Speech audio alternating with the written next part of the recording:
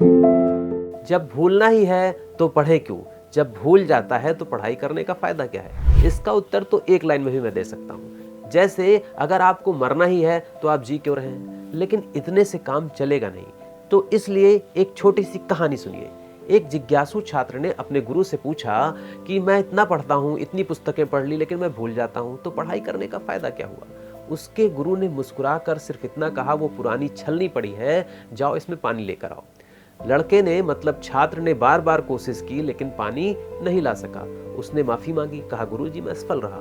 गुरु ने मुस्कुरा कर कहा कि उस पुरानी छलनी की तरफ देखो, वह चमक रही है, उसकी धूल, उसकी गंदगी धुल चुकी है। फर्क इससे नहीं पड़ता कि ज्ञान बार बार दिमाग से फिसल जाता है। जब तुम पढ़ते हो तो तुम्हारा मन साफ होता जाता है, आत्मा ताजा होती जाती है, विचारों में नई सांस आती है, तुम भीतर से बदल रहे होते हो, तुम भीतर से निखर रहे होते हो। असली उद्देश्य पढ़ाई का स्मृति को भरना नहीं है, मेमोरी को इंफॉर्मेशन से फुल नहीं करना है, बल्कि मन और आत्मा को तराशना है, तार्किकता को लाना है, रैशनैलिटी को लाना है। तो जो लोग अक्सर बताते हैं कि साइंस, मैथ्स, हिंदी, संस्कृत इतने सारे सब्जेक्ट्स को पढ़ने का क्या फायदा है, क्योंकि करियर में और आने वाले समय में इन सब चीजों का कोई यूज दैनिक जीवन में तो होता नहीं है, तो उसका उत्तर भी यही है। जैसे शरीर को स्वस्थ रखने के लिए हमें कुछ काम करने पड़ते हैं, व्यायाम करना पड़ता है, अच्छा खाना, अच्छा पानी, यह सब देखना पड़ता है, उसी तरह से दिमाग और तर्क शक्ति के लिए हमें पढ़ना पड़ता है, अलग अलग सब्जेक्ट्स को पढ़ना पड़ता है। लेकिन यहाँ पर एक सवाल यह भी तो आता है कि अगर हमें परीक्षा पास करनी है, नौकरी पानी है, कॉम्पिटिटिव एग्जाम्स निकालने हैं, तो दिमाग में चीजों को बैठे रहना भी तो जरूरी है, याद रहना भी तो जरूरी है, क्योंकि परीक्षाओं में ज्ञान को दिखाना पड़ता है, ज्ञान का प्रदर्शन करना पड़ता है। तो इसका उत्तर है कि दोनों चीजों में संतुलन बनाइए। गहराई से समझना और स्मरण रखना, इन दोनों में संतुलन होना चाहिए। और इसके हैं कुछ व्यवहारिक उपाय। कंसेप्ट को समझो, रट्टा मत लगाओ। जैसे किसी चीज को आप समझेंगे कि क्या, क्यों, कैसे, इन सब एंगल्स के साथ पढ़ेंगे और समझते चलेंगे तो आपको भूलने की समस्या नहीं होगी, लंबे समय तक वो चीजें दिमाग में रहेंगी। दूसरी ट्रिक है एक्टिव रिकॉल टेक्निक, इसे सेल्फ क्विज भी कह सकते हैं। किताब बंद करिए, आंखें बंद करिए और अपने आप से सवाल करिए, मैंने क्या पढ़ा था, क्यों पढ़ा था, इसका क्या एप्लीकेशन है, कहां पर अप्लाई हो सकता है, कहां पर पूछा जा सकता है, कैसे इसका उत्तर दिया जा सकता है। इससे भी आपकी याददाश्त तेज होगी। स्पेस रिपीटिशन, तीसरी टेक्निक, दोहराव का अंतराल। एक बार पढ़ने के बाद 1 दिन बाद, 2 दिन बाद, 3 दिन बाद, 7 दिन बाद आप उसका रिवीजन करते रहें। रिवीजन करने से जो आपने पढ़ा है वह सब आपकी लॉन्ग टर्म मेमोरी में चला जाएगा और एग्जाम में भूलेंगे आप नहीं, उसका प्रदर्शन कर सकेंगे। छोटे नोट्स बनाइए, कीवर्ड्स को अंडरलाइन करिए। डायग्राम और फ्लो चार्ट से चीजों को याद करना आसान हो जाता है, समझना आसान हो जाता है। दूसरों को समझाने की भी कोशिश करिए, पढ़ाने की भी कोशिश करिए।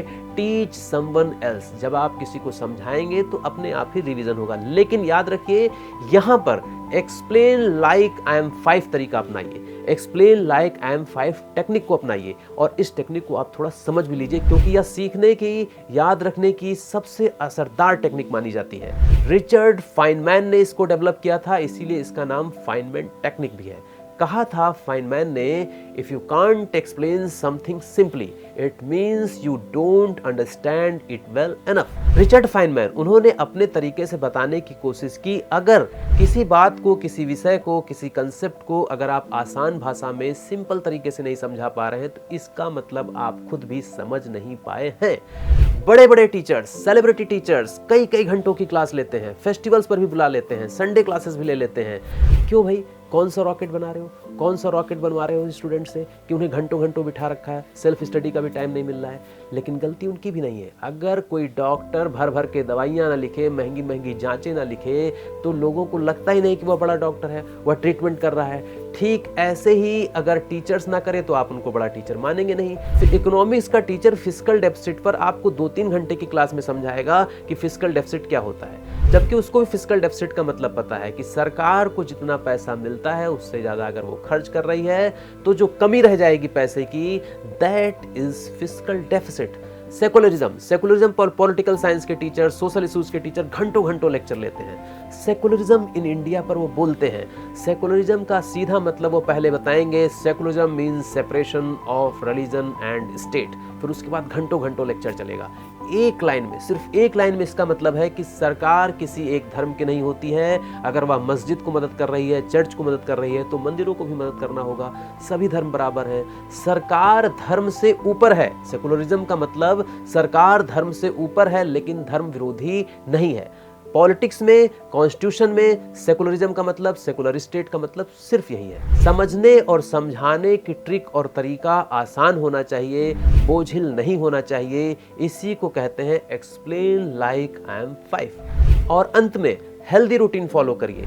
नींद, पानी, आराम, इन सब का ध्यान देना जरूरी है, क्योंकि थके हुए दिमाग से आप सिर्फ देखते हैं, समझते नहीं हैं और सुनते हैं, याद नहीं रख पाते हैं। और अंत में समझाना यह चाहूंगा कि पढ़ना मन को शुद्ध करता है और दोहराना याददाश्त को मजबूत करता है। मेमोरी को रिवीजन से आप मजबूत बना सकते हैं।